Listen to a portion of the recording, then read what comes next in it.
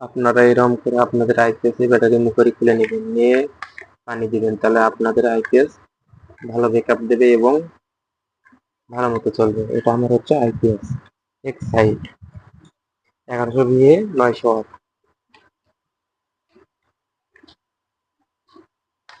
এরকম করে পানি দিবেন।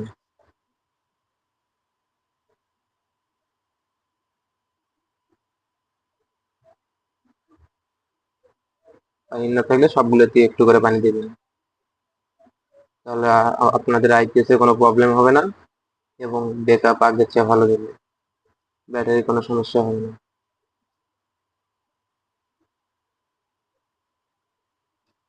এই যে আমার হচ্ছে আইপিএস ব্যাটারি, মিশু মিশু গাড়ির ব্যাটারি, পুরাতন ব্যাটারি।